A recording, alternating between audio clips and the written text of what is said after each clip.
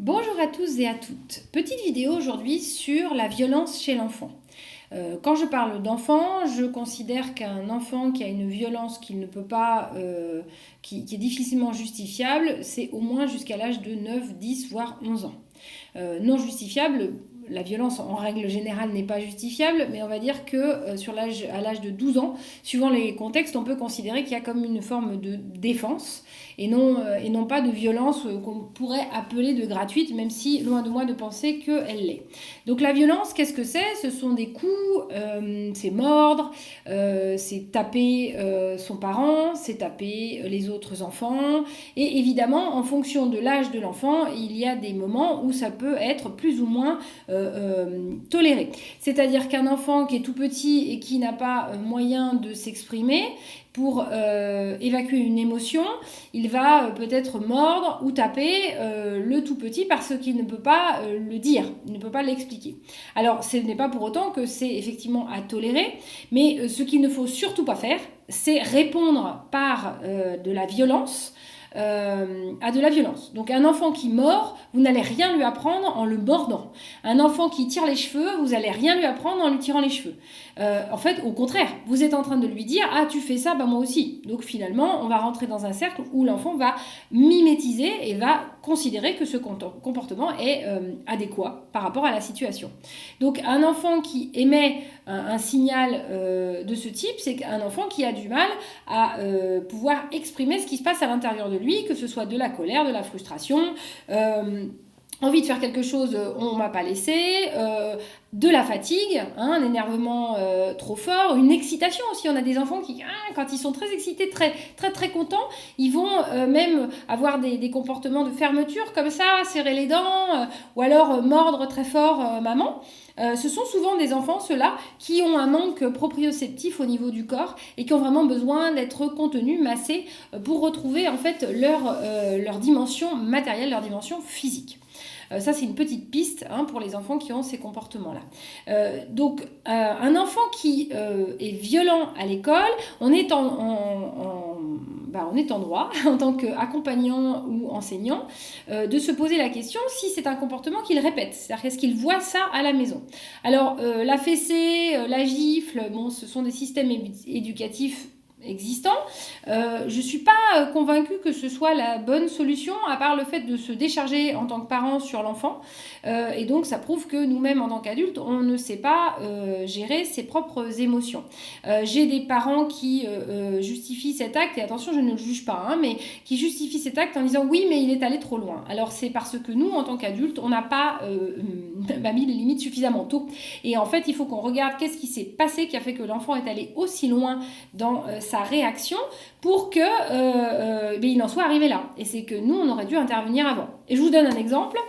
Dans une fratrie, ça arrive souvent, en fait, l'enfant a tapé. Et en réalité, on n'a pas forcément vu, on n'a pas forcément été là, mais la petite sœur, le petit frère ou la grande sœur, le grand frère, en fait, a poussé à énerver, à créer des situations conflictuelles avec l'autre frère ou l'autre sœur, au point où, n'arrivant pas à s'auto-gérer, la réaction, ça a été de frapper. Alors, c'est pas la faute du petit frère, et surtout nous, on va pas intervenir en tant que dictateur en disant alors ça c'est pas bien, ça c'est pas bien, tout le monde dans sa chambre. Non, il faut aussi entendre qu'est-ce qui s'est passé et essayer de faire communiquer les enfants entre eux pour comprendre ce qui s'est joué. Quand on voit qu'on ne va pas comprendre ou qu'on n'est pas capable, dans ces cas-là, il vaut mieux pas intervenir. Mais s'il y a eu coup, c'est important de faire comprendre à l'enfant qu'on peut entendre qu'il a eu un besoin d'exprimer une émotion qui était plus forte, mais que la violence n'est pas acceptable. Qu'elle soit à 6 ans, 7 ans, 8 ans, 9 ans, 10 ans, etc., ou 3 ans, peu importe.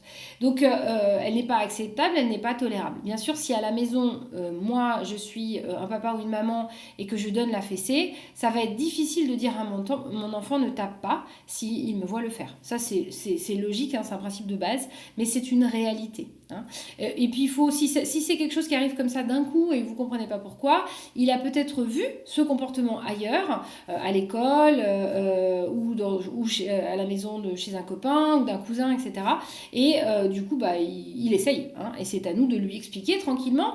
Surtout que la première fois, c'est pas la peine de se fâcher, hein, c'est plutôt de dire, d'expliquer. Non, non, tu vois, ça ne se fait pas, en fait. On va essayer de comprendre ce qui se joue à l'intérieur de toi pour que tu puisses le dire. J'explique souvent aussi aux parents que l'intensité dans le conflit, surtout en fratrie, vient souvent de quelque chose qui avance petit à petit. Ça se fait pas comme ça. L'enfant, il allume pas l'interrupteur, je frappe comme ça. En règle générale, il y a eu une escalade et qui a vraiment monté en fait le degré, hein, d'intolérance. Et c'est vrai que c'est très important de comprendre que les enfants ont besoin d'espace individuel. Ils ont besoin de temps tout seul, ils ont besoin de jouer tout seul. Et c'est très difficile dans une fratrie, vous avez un des enfants qui ne sait pas jouer tout seul. Parce qu'il va tout le temps aller solliciter l'autre enfant qui, lui, peut-être sait et a besoin. Et donc, il faut créer cette notion de besoin chez l'enfant qui a du mal à le faire pour que justement il puisse aussi se retrouver. Parce que sinon il n'est jamais avec lui-même et à la longue et plus tard ça va être important qu'il soit aussi de temps en temps seul avec lui-même. Alors pas l'ennui, j'ai fait une vidéo dessus, vous pourrez la regarder. Moi je suis à fond, je trouve ça c'est très bien de s'ennuyer de temps en temps.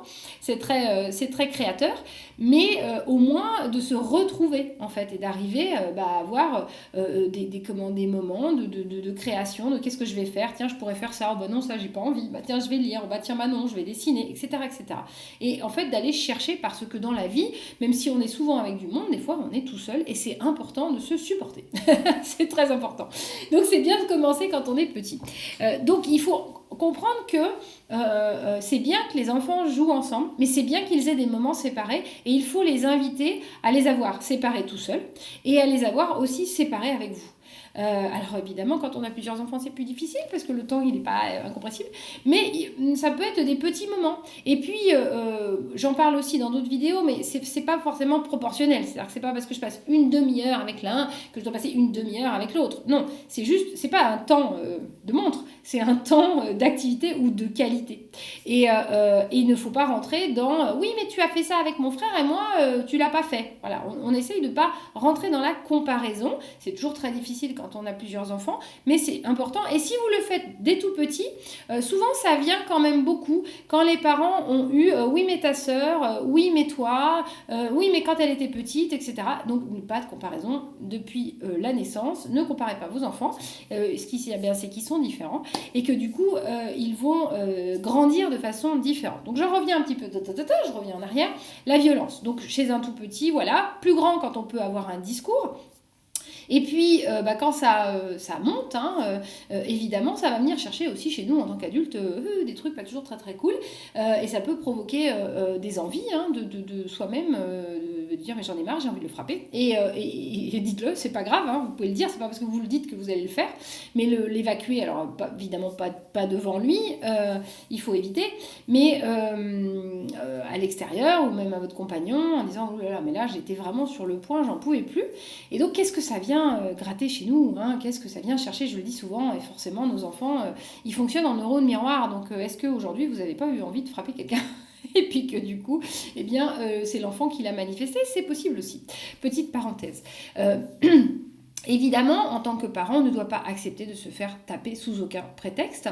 Donc ni nous, ni nos autres enfants, ni les enfants de l'école, etc. Ce n'est pas en fait envisageable parce que ce n'est pas un moyen de communication. Et si vraiment l'enfant est dans... c'est son unique moyen de communication, alors il ne faut pas hésiter à aller voir quelqu'un qui peut être pas forcément un psychologue, mais même autour des accompagnants, autour des réflexes archaïques. Il y a des réflexes qui sont vraiment en lien, réflexe de parachute, le réflexe de paralysie par la peur. Il y a plein de réflexes qui vont jouer. J'étais en train de réfléchir à d'autres que je peux vous citer, mais il y a plein de réflexes en fait qui vont jouer là-dedans. Et puis surtout ma sécurité. Et si en fait je ne suis pas en sécurité sécurité avec moi-même et que mon mode de fonctionnement archaïque est l'attaque, je vais frapper avant d'être frappé. Voilà, donc c'est un moyen de protection. C'est un moyen de protection envers ce que je crois être une agression, bien sûr, parce que ce n'en est pas forcément une, mais envers ce que je crois être une agression. Et il ne faut pas, en tant que parent, se dire à un enfant, non mais en fait c'est disproportionné, mais regarde ce qu'il t'a dit, c'est rien du tout, etc. Et là vous niez en fait son ressenti. Et nier son ressenti, ça ne va pas faire que ça va aller mieux. Même si vous pouvez juste lui dire d'accord, et donc pour toi c'était très important, et donc pour toi ça t'a vraiment touché. Ok, d'accord, j'entends que ça t'a touché, j'entends que tu as été, tu me dis que tu as été blessé. Écoutez ce qu'il dit et reprenez ses mots. Et une phrase que je dis souvent aux enfants, et ça c'est un petit truc que je vous donne. Je dis souvent aux enfants, ouais mais mon frère il m'a dit que j'étais bête. D'accord. Et je lui dis, et qu'est-ce que ça t'a fait? Ben, j'aime pas ça, ça me rend triste. Ok, d'accord. Ok, j'entends que du coup, quand ton frère te dit que tu es bête, ça te rend triste. Ça marche, je l'entends. Je peux rien faire, c'est son ressenti. Je peux pas. Voilà, je dis, est-ce que tu as besoin de quelque chose? Eh ben, je veux que mon frère arrête. Ok, d'accord. Et là, évidemment, le risque, c'est de rentrer dans ah bon, mais qu'est-ce qui s'est passé? Parce que peut-être, toi, tu as fait quelque chose qui a fait que. Non, oh là là, on n'y était pas.